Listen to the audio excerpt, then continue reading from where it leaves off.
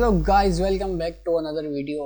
हाल ही में इंडिया ने एक सैटेलाइट लॉन्च किया था और वो क्रैश कर गया था। पर बात यहाँ पर क्रैश की नहीं है।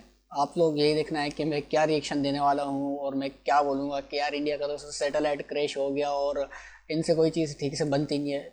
नहीं, क्योंकि यार आप लोगों ने कम से कम ट्राई तो किया ना। हमने क्या कर लिया अभी तक? कुछ भी नहीं किया। हमारी पॉलिटिक्स इतनी उलझी हुई है, इतनी उलझी हुई है, हम उससे अभी तक बाहर आ ही नहीं रहे। आपने ट्राई किया, अभी फेल हुआ, अगला ठीक उड़ जाएगा।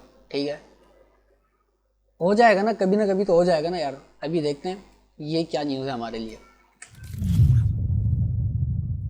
Hello and I welcome you all to world affairs. मैं हूं प्रशांत धवन। नाउ रिसेंटली आप सब लोगों ने आर्टिकल्स पढ़े होंगे, आपको बैड न्यूज़ ऑलरेडी मिल चुकी होगी कि बैड न्यूज़ तो नहीं इंडिया है का भाई। सैटेलाइट लॉन्च, दो सैटेलाइट लॉन्च करने की जो हमने कोशिश एक करी फेल थी होगा तो दूसरा सही होगा। SSLV से, ये फेल कर गया। हमारा प्रयास फेल कर गया और दुनिया ने इसको कवर किया है। यहाँ पर आप देख पाओगे, सीधा space.com का आर्टिकल है, India's rocket fails to put satellites in the right orbit in debut launch. Now ISRO ने यहाँ पर जो ऑफिशियल स्टेटमेंट दी है वो ये है कि देखिए, रॉकेट ने काफ़ी हद तक अपना काम पूरा कर दिया था, बट इन दी एंड जो सैटेलाइट को सही ऑर्बिट पे भेजना था वो नहीं कर पाए और उसकी वजह से अब सैटेलाइट्स नो लॉन्गर यूजेबल का जो ये स्टेटस है ये इसरो ने दे दिया। अब इसका मतलब क्या है? बाकी इसका कोई मतलब फेलियर नहीं देखिए, है कई इसमें। अमेरिकन साइंटिस्ट ने बाद में समझाया कि इसरो ज्यादा डिमोटिवेटिंग वर्ड्स यूज करता नहीं है। जो ये फ्रेज है, the satellites are no longer usable, इसका मतलब ये है कि satellite most probably Pacific ocean में क्रैश कर चुकी है। जी हाँ, दो यहाँ पर सैटेलाइट्स थी, एक तो अर्थ ऑब्जर्वेशन 2 और दूसरी थी आजादी सैट। अब यहाँ पे आप कहोगे वेट, आजादी सैट वही जिससे रिलेटेड मैंने क्वेश्चन पूछा था कुछ वीडियोस पहले कि 750 school girls from all over India, इन्होंने मिलकर एक 8 kg की माइक्रो सैटेलाइट बनाई थी इंडिया की 75th इंडिपेंडेंस एनिवर्सरी को सेलिब्रेट करने के लिए। वो सैटेलाइट क्रैश कर गई। अच्छा, मैंने न्यूज़ देखी है जिसके अंदर 750 जो तलबा हैं स्कूल की, गर्ल्स हैं, ख़ास तौर पे गर्ल्स, उसमें एक भी बॉयज़ नहीं है। उन्होंने कुछ सैटेलाइट्स बनाए थे 8-8 kg के, छोटे छोटे। और वो भी मैंने सुना है कि वो इस बड़े सैटेलाइट में अपने साथ लेके गए थे ऊपर और उसे लॉन्च किया था। एंड कर दिया end। अनफॉर्चुनेटली यस, ये हुआ है वो भी और ये गर्ल्स हमारे ने भाई। लिए एक मैं कहूँगा सेटबैक है। मगर इस वीडियो में हम डिस्कस करेंगे कि इंडिया के लिए SSLV इंपॉर्टेंट क्यों है और इन दी एंड मैं आपको बता दूं कि इस फेलियर के बाद भी इसरो को मैसिव सक्सेस मिलेगी इन द नियर फ्यूचर। तो डिस्कस करते हैं इस टॉपिक को इन डेप्थ। मगर आगे बढ़ने से पहले आपसे क्वेश्चन पूछूंगा। क्वेश्चन यहाँ पर यह है कि रिसेंटली भारतीय सेना ने सैटेलाइट इक्विपमेंट को यूज करके, सैटेलाइट्स को यूज करके, प्राइमरली GSAT-7B को यूज करके एक बहुत ही इंपॉर्टेंट युद्ध अभ्यास किया है। आपको बताना है कि इस युद्ध अभ्यास का नाम क्या था। यह है यहाँ पे आपकी ऑप्शंस, स्पेस मुझे वॉर, नहीं पता यार, स्टार वॉर, सॉरी। स्काईलाइट या फिर सेबर रैटल। कमेंट सेक्शन में करिए उत्तर। सही आंसर मैं आपको दूंगा वीडियो के एंड में, और बाकी जो लोग सही आंसर करेंगे उनकी कमेंट्स को मैं हार्ट दे दूंगा ताकि बाकी लोग भी समझ पाए कि सही आंसर क्या है। अच्छा, पहली बात तो SSLV, इसकी फुल फॉर्म क्या है? इसकी फुल फॉर्म है स्मॉल सैटेलाइट लॉन्च व्हीकल। नाम से आप समझ गए होंगे कि काफी छोटा रॉकेट है साइज में और इसमें कोई लिक्विड स्टेज नहीं है।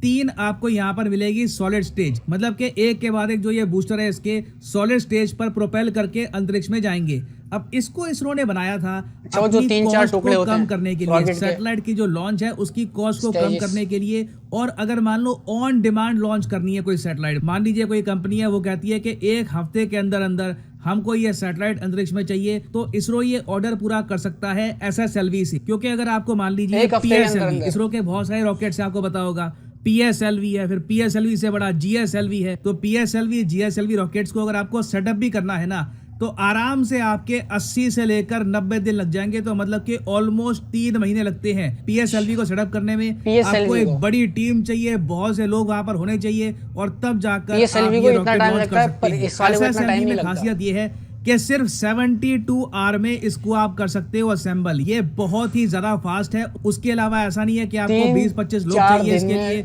गिनती के 5-6 लोग आपके पास हो, 72 आवर्स आपके पास हो, मतलब कि 3 दिन का टाइम आपके पास हो, दैट इज इनफ। इतने टाइम में आप आराम से SSLV को रेडी कर सकते हैं लॉन्च के लिए। और इसरो को उम्मीद है कि इन द फ्यूचर SSLV से इसरो आराम से बिलियंस ऑफ डॉलर्स अर्न कर सकता है। जी हाँ, बिलियंस।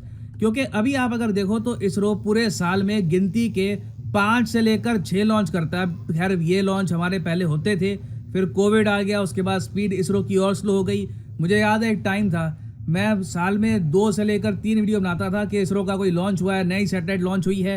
आप लोग भी काफी उत्साहित रहते थे, मुझे आज भी वो कमेंट सेक्शन याद है। बहुत से लोग कमेंट कर रहे होते थे, ISRO is our pride, we love ISRO. एक कोई अकेला सा आदमी लिख रहा है मैरी मी इसरो। तो लॉन्च हम सबको से लेकर इस बात देके काफी खुश थे कि चाइना करेगा। आप देखोगे आराम से इंडिया चाइना से compete कर पाएगा। अभी रिसेंटली आपने देखा होगा 2021 में चाइना ने बहुत बोस्ट किया इस बात को कि चाइना ने टोटल 55 ऑर्बिटर लॉन्चेस किए थे इन सुपर 2021। ये ग्लोबल टाइम्स ने इस पर काफी आर्टिकल पब्लिश किया। चाइना के लोग ये सब देख के काफी खुश थे कि इन्होंने यूएसए को बीट कर दिया। तो मैं आपको ये बता दूं, अब इंडिया बीट करेगा। फेलियर देखकर हो सकता है कि आप कुछ डिसअपॉइंटेड हो, निराश हो। यही रॉकेट इंडिया को इन द फ्यूचर इतनी खुशियां देगा कि सीधा हम डायरेक्टली चाइना से compete कर रहे होंगे। And I guarantee you that will happen. अब यहाँ पे आप कहोगे गारंटी तो बहुत बड़ा वर्ड है सर। देखो, गारंटी मैं इसलिए दे सकता हूँ क्योंकि इसरो की जो हिस्ट्री आप अगर पढ़ोगे तो इसरो रुकता नहीं है। Failure it is a part of the job. आप अगर देखो, इसरो ने बहुत सारे जो भी rockets in the past launch किए इनिशियली फेल हो गए। सबसे पहले इसरो का जो एक बहुत ही इंपॉर्टेंट लॉन्च व्हीकल हमने तैयार किया था, सैटेलाइट लॉन्च व्हीकल 3 SLV, ये अगस्त 10 को लॉन्च करने की कोशिश करी, फेल कर गया। उसके बाद इसरो ने एक नया यहाँ पर लॉन्च व्हीकल तैयार किया, augmented satellite launch vehicle. PSLV बन नहीं रहा था तो हमने ASLV पर फोकस किया। ये 1987 में इसका लॉन्च करने की कोशिश करी, फेल कर गया। फिर PSLV, जिसको आज के समय हम कहते हैं वर्क हॉर्स ऑफ इसरो, जो भी इंपॉर्टेंट हमारी सैटेलाइट्स है, बड़ी सैटेलाइट्स होती है, मिलिट्री सैटेलाइट हो गई, वो ज्यादातर PSLV से हम लॉन्च। अच्छा, अभी PSLV सबको पता है फेल हो गया, पर वो कोई टेक्निकली फॉल्ट नहीं थी, रॉकेट बिल्कुल ठीक था, पर वो गलत ऑर्बिट में चला गया था। मुझे इतनी ख़ास डिटेल पता नहीं है, पर सैटेलाइट में कोई फॉल्ट नहीं था।